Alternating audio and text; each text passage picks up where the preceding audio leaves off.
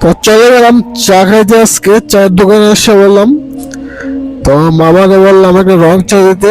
মাথাটা ব্যথা করতেছে, সর্দি লাগছে, তো এই কারণে রং চা খাবো।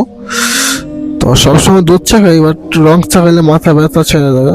এই যে পাতিল, দুধের পাতিল, মামার এই পাতিল প্রতিদিন শেষ হয়ে যায়।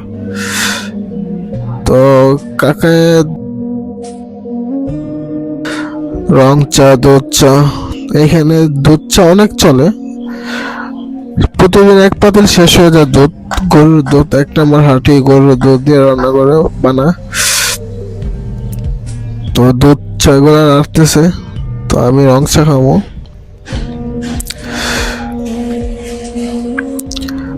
আর দুধ চা খুব খুব স্বাদ এখানে, আমি খাই সবসময়।